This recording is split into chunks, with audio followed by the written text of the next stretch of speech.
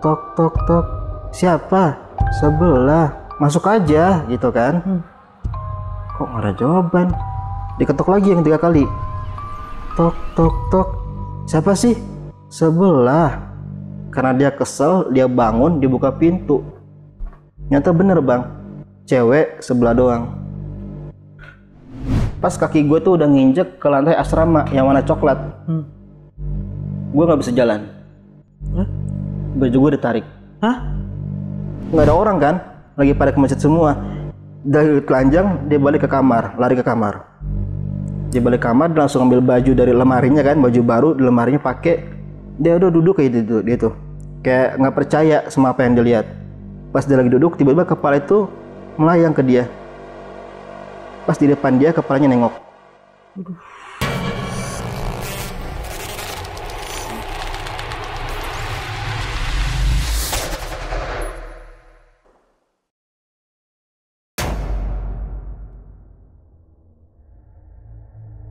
Assalamualaikum warahmatullahi wabarakatuh. Selamat datang di Narasi Misteri sama gue Randy Mulya. Dan kali ini udah ada narasumber yang akan ceritain tentang pengalaman dia sekolah di sebuah pesantren dan berasrama di sana. Kita langsung aja ketemu sama narasumber kita kali ini. Bang Fadil. Halo bang. Kabar baik ya? Alhamdulillah sehat. Nah, ini lo bersekolah, berasrama, lo nyantren di sini bang ya? Ini berapa lama lo di sana bang? 6 tahun. 6 tahun? Berarti itu dari SMP ya? SMP. Oke, dan ini pesantren ini ada di Jakarta. Di tengah kota ya? Tengah kota. Oke. Di zaman lo di pesantren di situ, sebanyak apa gangguan yang ada di sana bang? Yang lo alamin? Kalau yang gue alamin itu gue 3 kali bang. 3 kali ngalamin. Baru masuk nih, santri baru, kelas 1 SMP, terus kelas 2 SMP, sama waktu SMA. Oke. Itu. Dan ini sebenarnya ngingetin gue sama kejadian yang ada pesantren di Jakarta juga, dan sebelumnya itu pernah cerita di Narasi Misteri juga bang. Oh. Dan gue tertarik banget sama cerita lo karena akhirnya ada satu orang yang bisa cerita lagi tentang tempat yang sama dan gimana bersekolah di sana juga gitu. Makanya gue tertarik banget nih sama cerita lo nih. Soalnya sebelumnya emang sampai ada yang meninggal di sekolah ini, dan kalau gue nggak salah ini di tahun 2004. Kalau lo ngalaminnya di tahun berapa bang? Tahun pertama 2008, terus 2009, sama di 2011 atau 12 gitu bang. Oke, berarti lo ini di 2008 baru masuk ke tempat ini. Oke, nah teman-teman, lo jangan sampai di skip videonya karena ini akan seru banget buat kalian simak sampai habis. Dan ini juga kejadian yang sama, dan buat teman-teman yang mungkin belum tahu asrama atau sekolahnya di mana, lo bisa lihat video sebelumnya juga tentang asrama horor. Itu cerita dari Iben. Nah, lo bisa lihat di deskripsi di bawah juga. Dan buat teman-teman yang punya pengalaman pribadi, kalian bisa ceritain di Narasi Misteri, DM aja ke Instagramnya Narasi Misteri atau klik link yang ada di deskripsi di bawah. Dan sepanjang video ini nih bang, akan ada atok-atok yang digambarin sama timnya Narasi Misteri yang gitu. Nantinya akan ada di dalam videonya. Jadi nanti setelah tayang juga Bang Fadil bisa lihat di videonya gimana, apakah sama sosoknya apa yang dilihat atau gimana. Ya udah, kita nggak usah lama-lama lagi, kita langsung dengerin pengalaman dari Bang Fadil kali ini. Karena di dunia ini bukan cuma kita yang nempatin.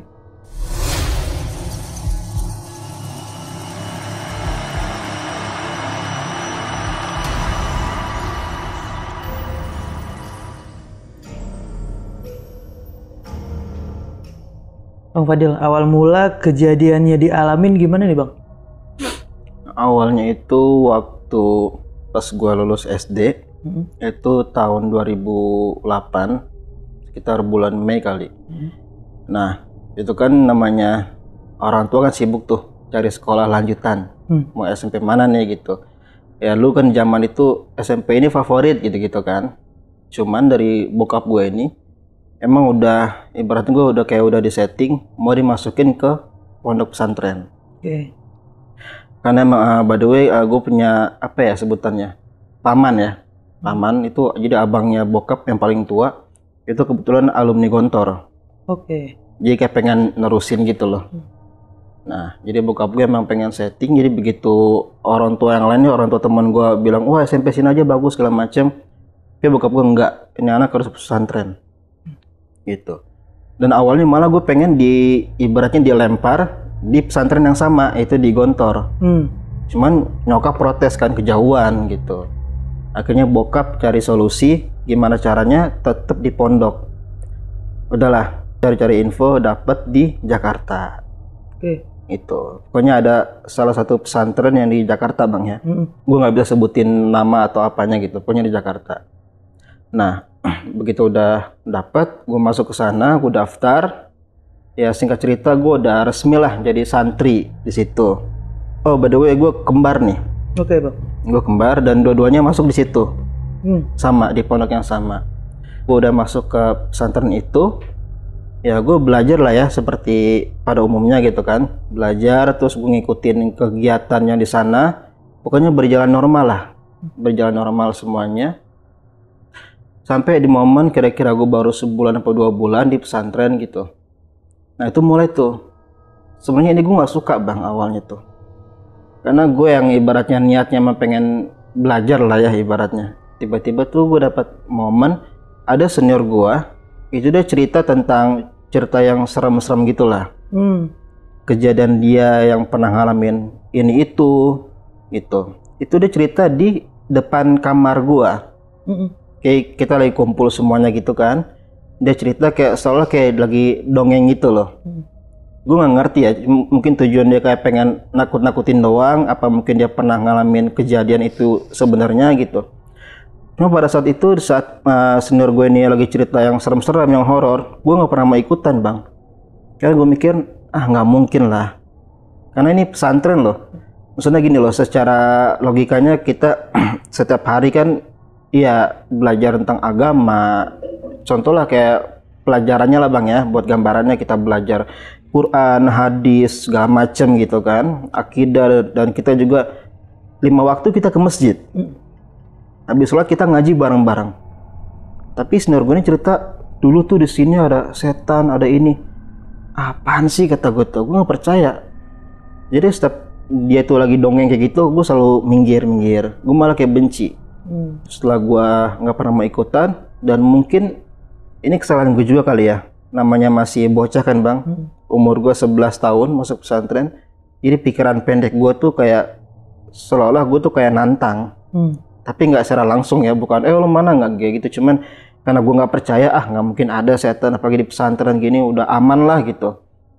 Nah pas setelah senior gue cerita kayak gitu bang, ada teman gue nih, nggak perlu gue sebut namanya ya, ada teman gue yang satu angkatan sama gue, dia juga cerita, dia juga ngalamin cerita kejadian horor kayak gitu.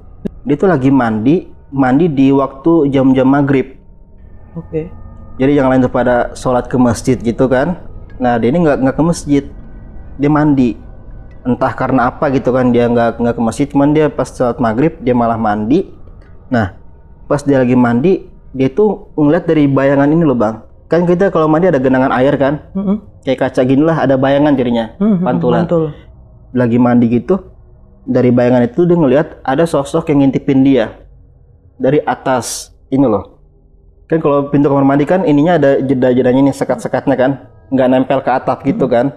Nah dari situ ada ngeliatin dia, sosoknya cewek, rambutnya segini poni, kepalanya doang. Hah? Kepalanya doang. Kenapa dia bilang kepalanya doang? Karena pas setelah dia ngeliat, dia kira awalnya mungkin ada badannya bang ya. Pas setelah ngeliat, dia langsung kabur kan, dia kabur ke kamar, masih keadaan telanjang. Masih telanjang. Karena dia udah takut gitu, udah shock. Dia langsung lari, dia tinggalin semuanya, masih keadaan telanjang nih. Untung nggak ada orang kan, lagi pada ke masjid semua. Dari telanjang, dia balik ke kamar, lari ke kamar. Dia balik ke kamar, dia langsung ambil baju dari lemarinya kan, baju baru di lemarinya pakai. Dia udah duduk kayak gitu, dia tuh kayak nggak percaya sama apa yang dia lihat. Pas dia lagi duduk, tiba-tiba kepala itu melayang ke dia. Pas di depan dia, kepalanya nengok.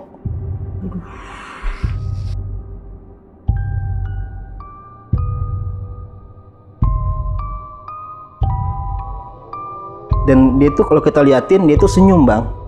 Senyum nyengir gitu loh, kayak Joker. Senyumannya kayak Joker gitu. Itu cerita dari teman gue. Tapi gue pun saat itu, gue tuh masih nggak percaya bang. Kalau ada setan di pesantren gitu ya, gue anggap dia paling cuma pengen ikut-ikutan cerita juga nih kayak senior gue ini gitu loh, pengen bikin rame doang di pesantren gitu.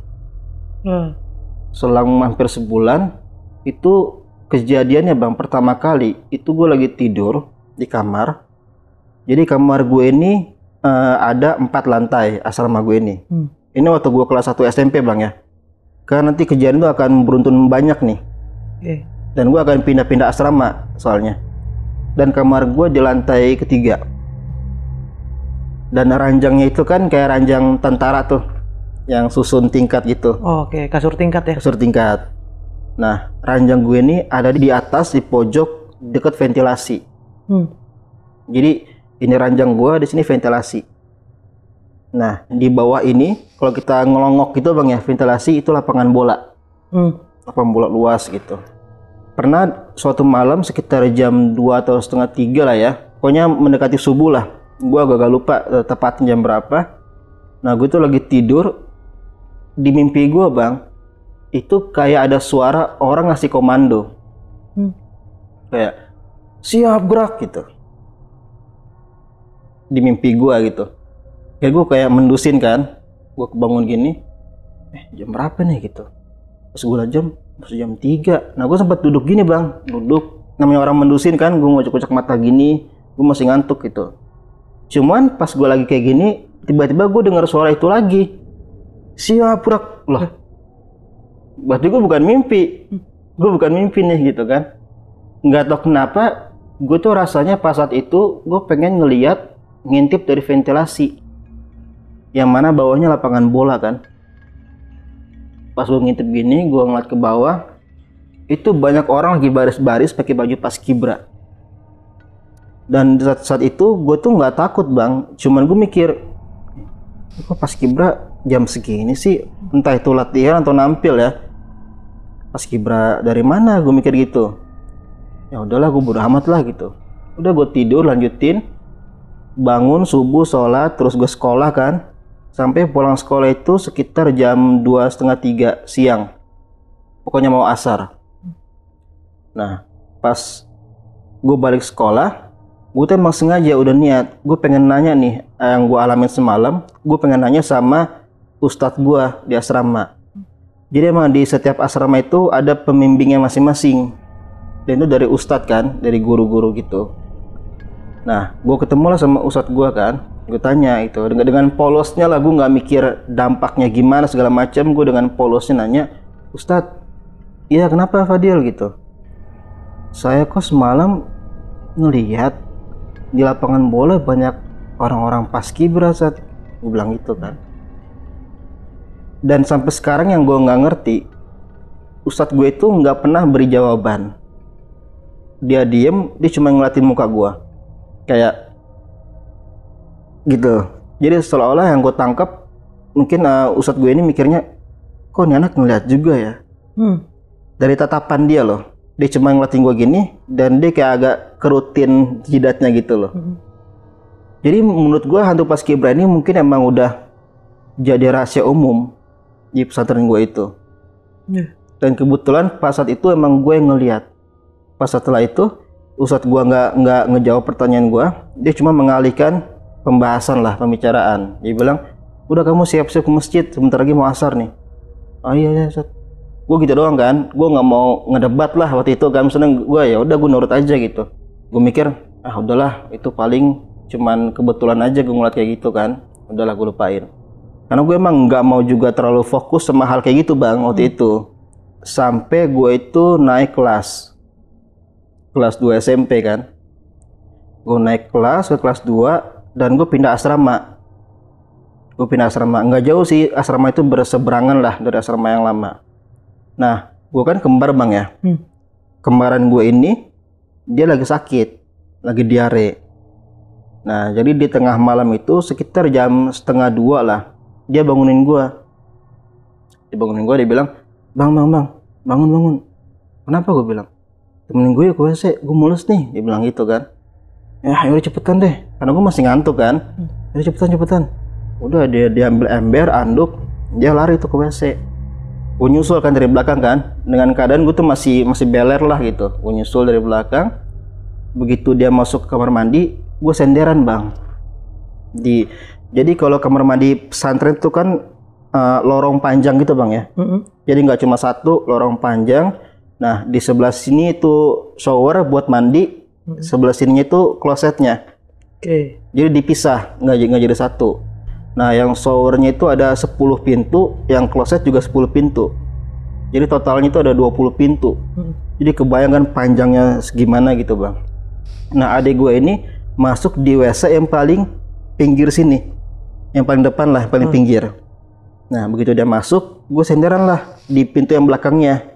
Senderan gini kan, gue sambil tidur ayam lah istilahnya, bil merem-merem mata gini. Nah gue baru senderan begini, dia baru nutup pintu. Tiba-tiba gue denger suara air bang, kayak orang buka keran. Belum terkencang itu, kayak dan itu saut-sautan nyamber. Des. Gue langsung melek dong. Langsung melek gini. Perasaan nggak ada orang. Cuman gue berdua sama adek gue kan. Coba gue tanya dalam hati gue. Gue ketok, gue tanya, Dek, lo udah buka keran? Belum, gue baru buka baju sama buka celana, dia bilang gitu kan. Gue belum nyalain air. Itu air dari mana? Gue mikir. Nah gue mulai panik tuh di situ. Mulai panik. Gue mikir apa gue karena gue lagi ngantuk jadi pikiran gue kemana-mana gitu kan. Udah tuh gue senderan lagi bang. Senderan kok ada suara gayung, orang lagi ngebilas, blek gitu, ber gitu kan. Terus ada suara shower, pasti beda kan, suara keran gini sama shower beda airnya gitu. Terus gue melek, pas gue sadar ini ada nggak beres dalam hati gue nih. Nah karena gue sadar itu ada hal yang nggak beres, akhirnya gue nekat, gue telusurin setiap pintu di situ. Waduh. Dari ujung ke ujung. Setiap pintu gue buka, ini kosong, ini mati kerannya kan. Sampai ke shower pun kosong. Cuma gue kayak orang kalang kabut bang. Ini suara dari mana gitu loh. Suaranya masih ada? Masih kencang di kuping gue nih. Tapi nggak ada orang sama sekali di situ. Mungkin kalau abang sendiri, mungkin kalau ke kamar mandi nih gitu kan, itu nggak ada orang, keran mati, tapi kok suaranya kencang dari keran itu. Pasti stres kan? Kita stres gitu. Suara dari mana? Apa dari bawah ya? Di bawah dapur nggak ada orang. Jam segitu kan? Karena gue penasaran, gue udah takut tuh. Tapi karena gue penasaran, gue naik ke atas, ke lantai 3. Gue juga naiknya nggak cepet-cepet kan, gue naik pelan-pelan gitu. Setiap anak tangga yang gue naikin, suara itu makin keras, suara airnya. Begitu gue sampai jalan lantai 3, itu gue udah disambut lagi sama orang buka keran. Des. Jadi kayak berentet gitu loh bang. Ini suara dari mana kata gue kan? Sama gue samperin lagi, setiap pintu gue buka. Ini kosong sampai gue dobrak kan. Siapa tahu ada orang lagi ngencing kali gitu. Gue buka kosong, semuanya kosong. Satu lantai itu kosong. Cuman di kuping gue tuh berisik banget suara air. Sampai lantainya itu gue giniin bang, itu debunya tuh tebel banget. Saking keringnya, nggak ada air. Ibaratnya apa ya? Satu tetes pun nggak ada air yang tumpah yang jatuh. Jadi asrama gue itu yang gue tempatin, gue kan di lantai 2 ya. Yang gue kelas 2 ini, gue lantai 2 itu buat kelas 2 SMP. Nah lantai 3-nya itu buat kelas 3 SMP. Jadi terpakai, masih aktif semua. Dan itu seolah-olah kayak di jamnya santri lagi mandi gitu loh.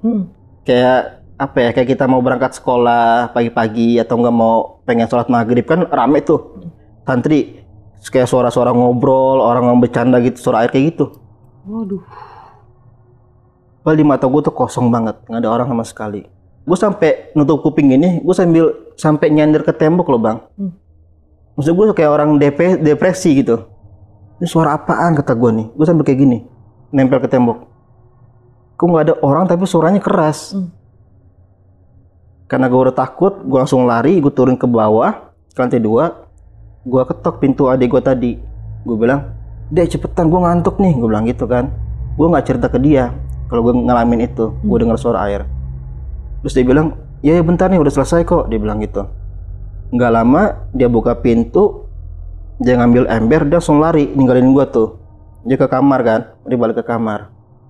Kan bang, kalau dari lantai kamar mandi buat ke lantai asrama itu ada kayak pembatasnya gitu tuh. Ya kan, ada pembatasnya gitu. Itu gue masih ingat, lantai asrama gua itu warna coklat, sedangkan lantai yang di kamar mandi warna putih. Nah itu ada kayak ada pembatasnya gitu loh. Kalau kita mau ke kamar mandi itu ada pembatasnya gitu. Nah begitu gua ngelangkah, gue pengen nyusul adik gua gitu kan. Begitu gua ngelangkah, pas kaki gue tuh udah nginjek ke lantai asrama yang warna coklat. Gue nggak bisa jalan. Baju gue ditarik. Ditarik. Jelas ditarik. Benar-benar ditarik. Jadi ininya tuh nggak kerasa nempel loh. Pasti bisa ngerasa kan, kalau ada yang narik belakang ini baju kita nggak nempel. Anjir, siapa yang narik, dalam hati gue kan. Cuman gue nggak berani nengok ke belakang bang. Gue nggak berani. Karena gue masih umur 12 tahun kan. Gue benar-benar stres, ditarik. Gue tuh udah coba jalan pun gak bisa maju, sampai gue sprint. Gue lari di tempat. Itu sekitar 15 menit lah gue ngalamin itu. Dan ketahan terus itu? Ketahan terus. Mungkin buat gambarannya kayak film kartun ini bang, Tom and Jerry. Tau kan? Yang waktu si ininya diinjak buntutnya tuh, dia gak bisa lari. Jadi bayangan gue tuh kayak gitu. Gue ditarik baju gue dari belakang, itu kan udah kontak fisik kan, jelas banget itu bang. Nah gue nggak bisa maju, padahal gue kaki gue udah lari. Gue ngeliat kaki gue loh, lagi lari begini, cuman nggak maju-maju. Dan dia pun semakin kencang nariknya. Di situ gue udah coba baca doa ya, yang gue tahu semuanya gitu. Sampai doa makan gue baca loh. Kaki gue udah panik gitu kan. Bingung tuh ya. Udah bingung. Gue semua doa ada yang gue tahu gue baca di situ. Cuman nggak ngaruh-ngaruh. Nah sampai ketika gue itu udah capek, udah lemes kan, akhirnya gue stop gini, kaki gue diem, gue agak nunduk gini kan, itu posisi gue masih ditarik bang ya, masih ditarik tuh. Cuman karena gue udah capek lari, gue diem gini, gue agak nunduk, tiba-tiba tuh bayangan muka ibu gue muncul, sekelebat lah, kan gue lagi merem gini kan, tiba-tiba di pikiran gue tuh kayak ada wajah ibu gue gitu muncul. Dia senyum ke gue. Begitu bayangan itu senyum ke gue, tangan gue begini bang tanpa gue sadarin. Dia seolah gue tuh kayak kontak batin lah ya. Gue minta tolong, Bu, tolongin. Ini ada yang ganggu gitu loh. Tolongin gitu. Itu gue udah nangis bang, gue nggak sadar tuh gue nangis itu. Gak lama dari itu bayangan itu muncul lagi yang kedua kalinya. Nah pas bayangan ibu gue itu muncul kedua kalinya, itu bayangan itu ekspresinya marah bang. Marah, jadi seolah-olah dia itu marah sama yang narik baju gue di belakang. Begitu ekspresinya gue liat marah ya kan, baru baju gue dilepas sama sosok itu. Begitu dilepas, gue langsung lari ke kamar. Besoknya gue sakit 2 hari. Gue meriang, badan gue panas, dan gue rasa kayak ngilu-ngilu gitu. Setelah mungkin kontak fisik ya sama sosok itu. Pas gue sakit 2 hari, itu benar-benar gue panas tinggi kan. Sampai gue itu nggak berani ke kamar mandi bang. Mau siang hari juga gue nggak berani. Gue nunggu teman-teman gue nih yang mau ke kamar mandi juga. Akhirnya adalah ustadz gue nelpon ibu gue kan, bilang, Bu, mending Fadil dijemput aja karena panasnya tinggi. Khawatir kenapa-napa kan. Nggak lama nyokap gue dateng, jemput, gue balik. Gue di rumah tuh seminggu lah. Gue istirahat seminggu di rumah. Dan itu dampaknya sampai ke rumah loh bang. Di rumah gue sendiri pun gue nggak berani ke WC. Nggak berani ke WC. Selalu nunggu ada barengan lah. Misalnya kayak nyokap gue lagi di dapur, gue baru nyempil gue masuk WC. Cuma kalau misalnya semuanya ada di depan di ruang tamu, gue nggak berani ke WC. Terus setrauma itu ya? Setrauma itu. Pas gue lagi di rumah itu, ibu gue tuh habis sholat maghrib ceritanya. Habis sholat maghrib kan masih pakai mukena lah ya, masih pakai mukena gitu. Nah, ya gue kan namanya sama ibu sendiri ya, gue kayak manja-manja gitu kan. Gue taruhlah pala gue di paha ibu gue sambil tiduran gitu. Nah, ibu gue sambil ngelus-ngelus, nah dia bilang ke gue gini, gue masih inget nih, dia bilang, abang tuh kalau di pesantren jangan lupa minum vitamin, biar apa? Biar nggak gampang sakit gitu-gitu kan. Ibu tuh di rumah selalu doain kamu terus supaya kamu tuh sehat di sana, supaya ya sukses segala macam gitu kan. Ibu tuh setiap malam, setiap jam 1 atau jam 2 pasti sholat tahajud, doain kamu terus. Nah, pas di kalimat itu gue nggak kerasa gue nangis lagi bang, karena gue inget kejadian itu jam 1-an. Jadi mungkin momennya tuh ngepas banget. Pas gue ketarik, mungkin ibu gue lagi sholat tahajud di rumah. Iya, jadi tiba-tiba muncul di pikiran gue. Momennya pas banget. Ketolong doa ya. Ketolong doa. Dan gue tuh nangis. Gue nangis sampai basah kan semua itu. Mau nanya ibu gue. Ibu gue nanya, kok mau nangis? Enggak apa-apa. Gue bilang gitu, nggak apa-apa kok. Gue nggak cerita yang gue alamin. Jadi gue simpan sendiri. Pas setelah itu kan, karena gue kurang lebih udah seminggu bang ya di rumah, gue ngerasa udah agak baikan lah. Udah akhirnya gue balik lagi ke pesantren.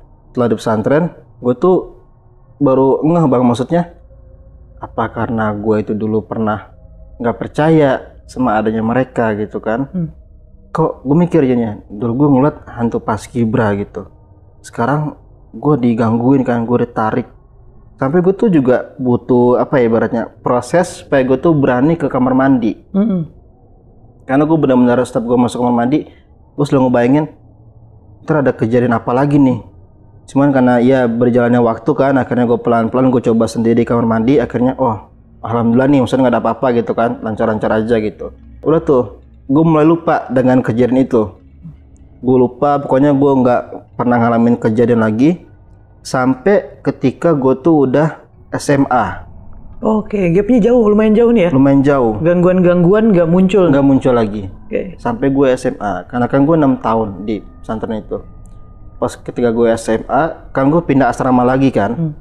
Gue pindah asrama, nah emang kebetulan kalau di pesantren ini, asrama buat anak SMA atau senior lah ya, itu ada di paling ujung bang. Agak di belakang. Sedangkan tuh kalau yang di depan buat santri baru, gitu. Dan kondisinya juga yang beda lah antara asrama buat santri baru sama santri lama gitu kan. Ya lebih keurus yang santri baru. Kalau asrama yang udah SMA gitu ya agak-agak kotor, gelap ya gitu. Dan kita juga ngerasa udah males buat beres-beres kamar kan, jadi agak kotor berantakan gitu. Nah pas suatu malam, gue tuh udah disuruh tidur. Ya kan, udah suruh tidur sama ustadz gua. Cuman gua masih bercanda. Gua masih bercanda ketawa-tawa sama teman-teman gua kan di kamar. Kira-kira jam 12 lah.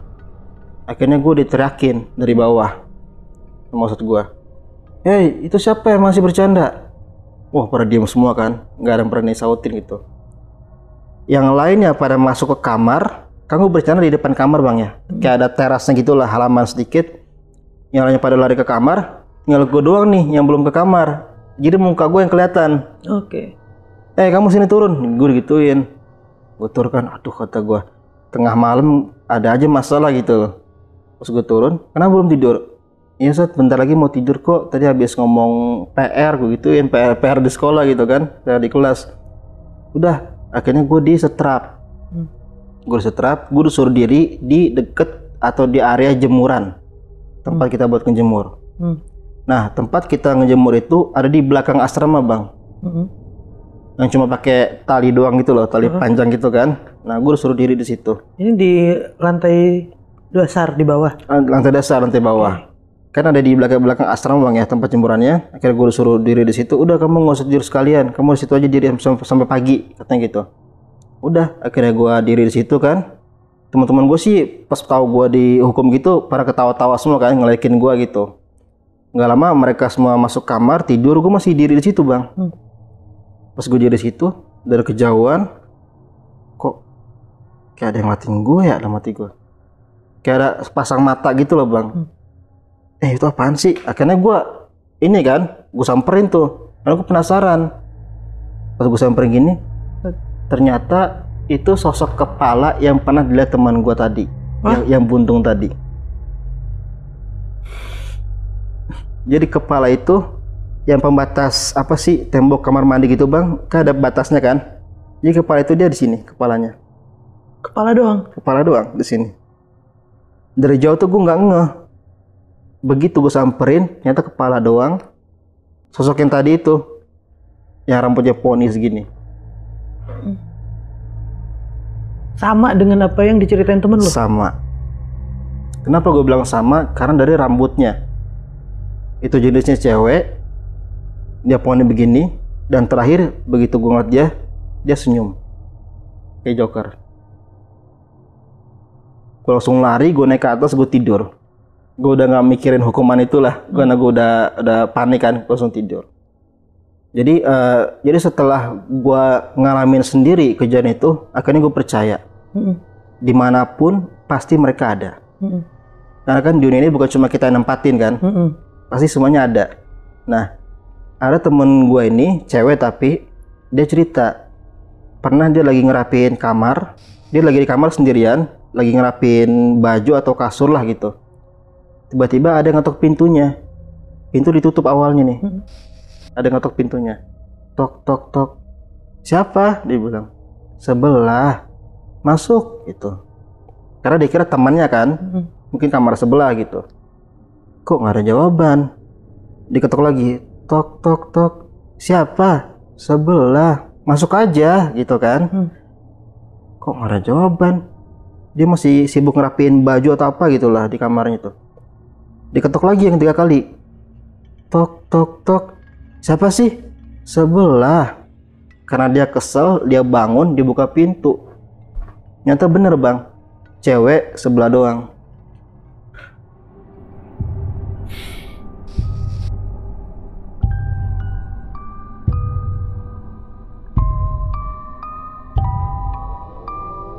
Bener dong, sebelah doang. Sebelah itu maksudnya sebelah badan doang. Sebelah badan doang. Dia shock langsung pingsan gitu loh. Tumbang, langsung pingsan ke belakang. Rame dong habis itu. Rame. Cuman gue nggak tahu kelanjutannya ya, karena kan kejadian di asrama putri. Iya, lo nggak bisa kesana juga ya. Nggak bisa kesana gitu. Tapi katanya itu sempet rame. Tapi lo di sana sampai lulus bang? Sampai lulus. 6 tahun. 6 tahun sampai lulus. Oke. Ini rata-rata kalau orang yang berasrama di situ, sekolah di sini, ini emang rata-rata kebanyakan 6 tahun kayak lo juga? Atau gimana? Enggak sih bang, malah kebanyakan tuh cuman sebatas SMP doang nih. Begitu lulus SMA-nya di luar gitu. Tapi apa yang bikin lo kuat dengan gangguan-gangguan yang terjadi sama yang lo alamin, terus dari teman-teman lo alamin, apa yang bikin lo kuat jadi 6 tahun ada di situ? Lo nggak pernah teriak untuk ke orang tua tentang pengalaman yang lo alamin? Oh, pengalaman gue itu? Horornya. Gue cerita pas udah gede kayak gini sih. Setelah lulus? Setelah lulus. Di saat masih sekolah nggak pernah? Nggak pernah. Oke, ditahan terus dong tuh? Ditahan terus. Adek lu ngerasain hal yang sama juga atau gimana? Gue penasaran sama yang di kamar mandi tadi, adek lo kenapa lari gitu? Karena mungkin dia takut bang ya, tapi takut yang alami aja gitu loh. Bukan karena dia melihat sesuatu atau apapun? Enggak. Soalnya kan konteksnya lu lagi nemenin dia ke toilet kan? Jadi dia nggak sadar gue doang yang dialamin. Dia enggak. Lo cerita ke adek lo juga nggak tentang apa yang lo alamin saat itu? Oh enggak, gue ceritanya pas udah gede. Udah kuliah gitu gue baru cerita. Gak mau bikin dia jadi ikutan takut juga kayak lo ya? Jadi gue simpan tuh biar udahlah semuanya aman-aman aja gitu loh. Kalau dia ini gue tegang banget waktu itu bang. Waktu di asrama itu yang pas kejadian adek lo dan lo ngalamin hal yang ditahan di toilet, lo di asrama itu berapa orang bang? Di satu kamar lo ya? Satu kamarnya itu ada 20 kayaknya. Oh rame ya? Rame 20. Setengah itu ada berapa kamar ya? Ada 6 kamar apa 7 kamar ya? 100 lebih lah. Satu angkatannya? Ya satu angkatan itu. Oke. Belum di lantai 3-nya. Satu angkatan lagi kan. Jadi satu gedung tuh mungkin ada sekitar 300 anak bang. Kurang lebih 300 anak. Oke. Jadi masih aktif kan di kamar mandi. Dan berarti apa yang lo alamin harusnya dialamin juga sama orang lain ya, karena di saat lo kabur ke ini ke kamar nih, dari 20 orang itu nggak ada yang lihat juga? Nggak ada, benar-benar sepi. Jam tidur aja ya soalnya? Jam tidur. Di saat yang pas lo ditarik itu bang, pas lo nemenin adik lo juga, itu lo nggak mau ngelihat ke belakang apa sosok yang narik lo itu, nggak mau sempat lihat gak? Nah, gue tuh pengen nengok bang ya, karena penasaran kan, pengen lihat ke belakang. Cuman emang dulu almarhumah nenek gue itu tuh masih hidup pernah bilang, katanya kalau kita ngalamin hal yang aneh, jangan pernah nengok ke arah sumber itu. Atau contohnya misalnya kita lagi jalan nih, di jalan yang mungkin bisa dibilang angker ya, atau sepi gitu, malam-malam. Tiba-tiba tuh ada yang manggil kita gitu, misalnya ada manggil gue kan, Fadil gitu, gue udah jauh misalnya nih. Ada manggil gue, Fadil gitu. Tapi kita yakin, kita ngerasa ini tuh nggak mungkin. Kalau hati nggak enak gitu ya? Iya. Contoh misalnya gue jam 12 malam lah, gue pergi dari mana, gue baru balik kan, jam 12 malam misalnya. Gue sendirian, gue ngelewatin tempat atau jalan yang emang sepi atau bisa dibilang angker lah. Tiba-tiba ada manggil gue di jam segitu, kan nggak logis bang ya. Kecuali kalau siang mungkin. Tapi kalau udah malam, kan itu nggak logis. Kata nenek gue, jangan pernah nengok. Oke. Lurus aja gitu, fokus. Itu yang bikin lo jadinya nggak mau nengok di belakang ada sosok apa ya? Gue udah hampir setengah gini loh bang, gue langsung gini lagi. Nggak, takutnya ada kejadian lanjutan kalau nengok ke belakang. Ada dampaknya lah, gue nggak tahu kan namanya ya orang tua zaman dulu kan kadang omongannya suka bener. Gitu. Kayak gue inget, udah gue pakai aja gitu. Dan ya nggak tahu juga mental akan siapa apa kalau sosoknya kelihatan itu lebih jelas lagi dari awal ya. Bisa jadi gue langsung pingsan atau jantungan gitu ngeliat sosok aslinya kan gitu.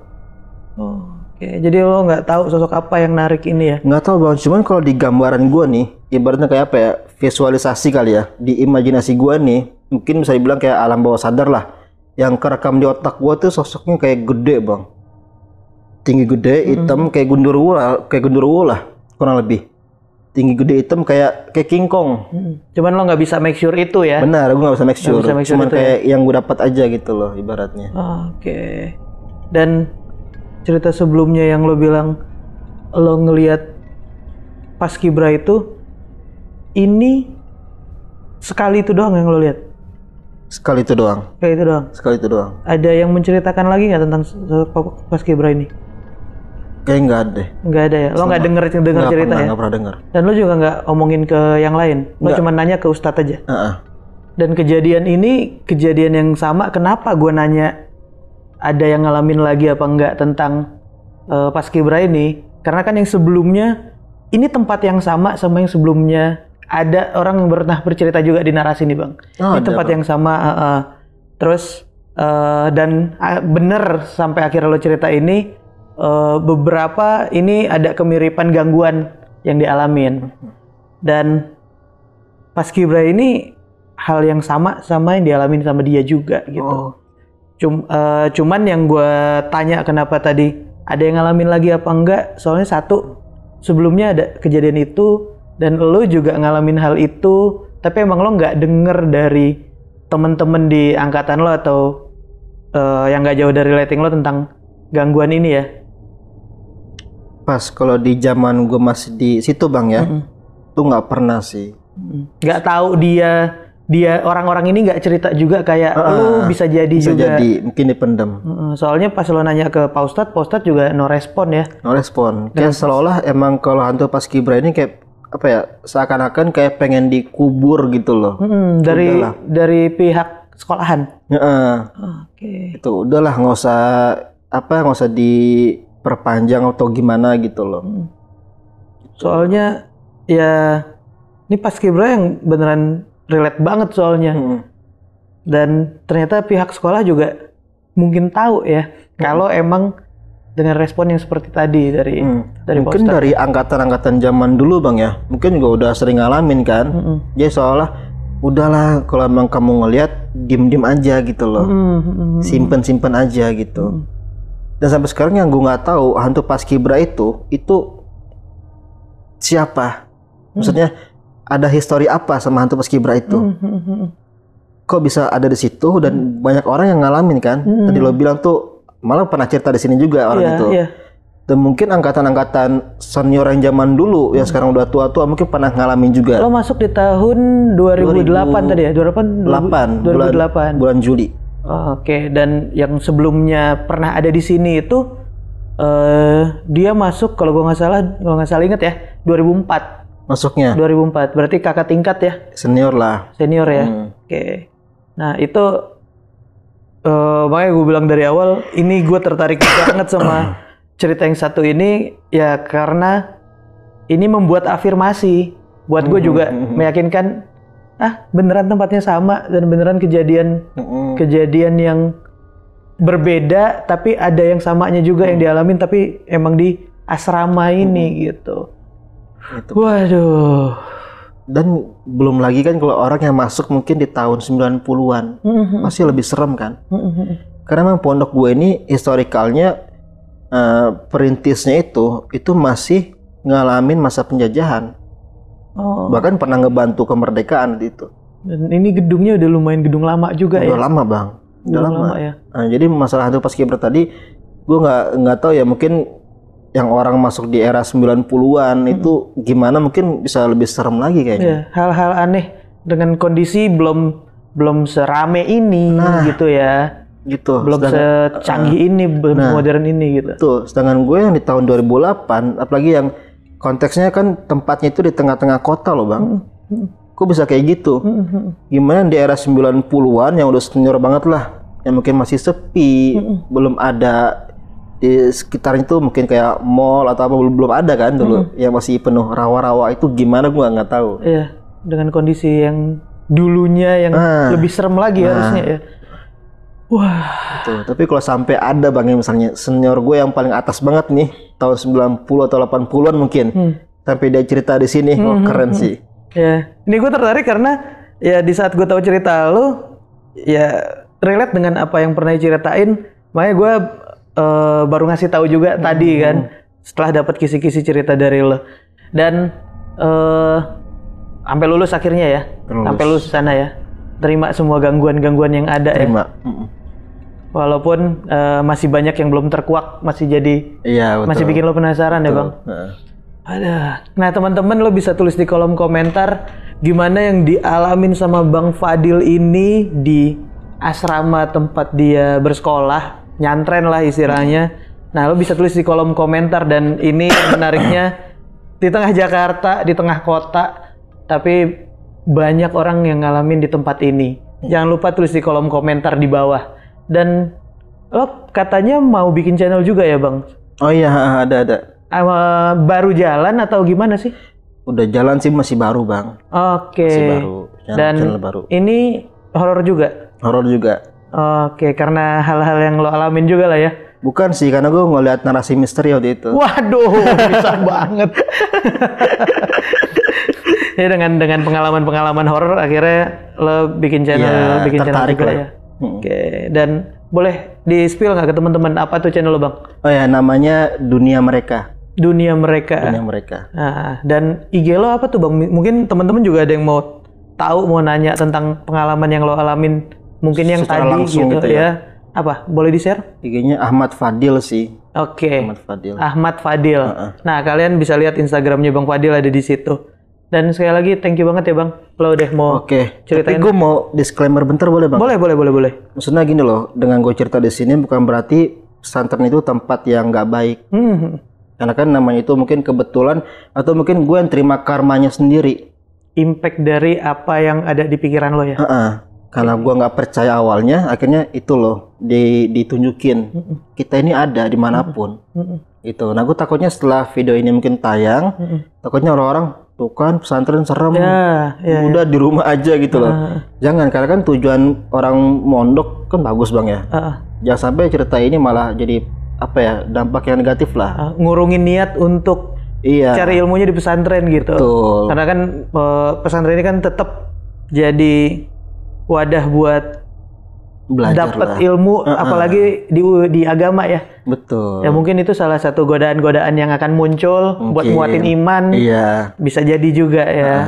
Nah, tapi berarti intinya sih jangan menganggap miring tentang pesantren gitu, betul, karena ya akan banyak hal yang bisa lo dapetin juga di sana gitu.